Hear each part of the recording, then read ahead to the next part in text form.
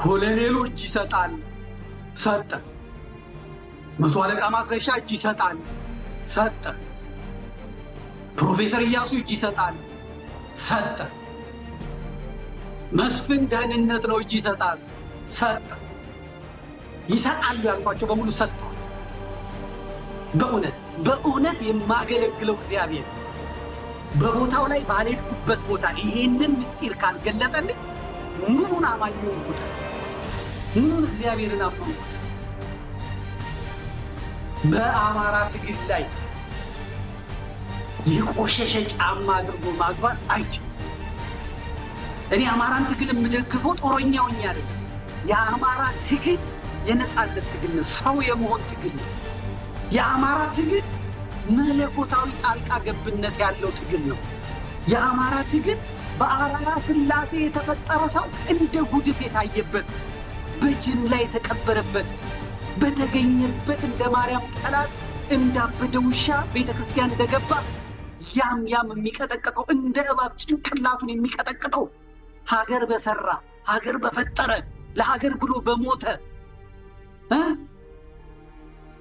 ከኢትዮጵያና ከእግዚአብሔር በቀር አማራጭ የሌለው ይህን ምስኪን ያለ ተጠሪ ያለ ተመልካች ያለ ተቆርቋሪ ስለቀረን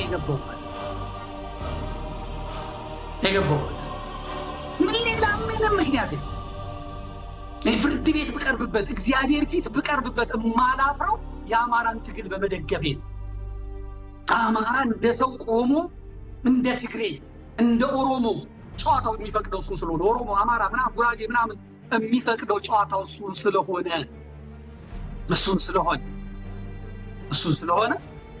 እሱ ደግሞ ከኢትዮጵያዊነት ያልወርድም ብሎ ኢትዮጵያ ታድንህ እየተባለ ቀጥቅጠው ፍዳ ስላበሉት ራስን ለመከላከል ያንተን ዜና ያንተን ሬሳ መዘገብ ሰለቸኝ፣ ያስጠላል። ወንዱን ቴዎድሮስን፣ ሚኒሊኩን፣ ዘርዓ ያዕቆብን፣ አምደ ጽዮንን፣ በላይ ዘለቀን ሁን፣ የጣልከውን ሱሪ ታጠቅ፣ የፈታውን ቀበቶ አጥብቅ፣ አረቄህን ተው፣ ጫትህን ተው፣ ሺሻህን ተው፣ ቁማርህን ተው፣ ቢንጎህን ተው፣ ተነስ ወንድ ሁን።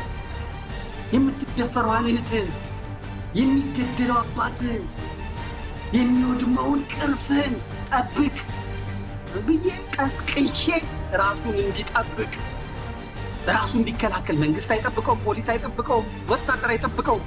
ራስን ጠብቅ ብዬ ያስነሳሁት ህዝብ ስለሆነ ራሱ እንዲጠብቅ ዛሬ እግዚአብሔር ይመስገን። ለምን አንድ ቀበሌ አይሆንም በቁጥጥሩ ስር? ዛሬ አማራ ምን እንደሆነ አስመስክሯል።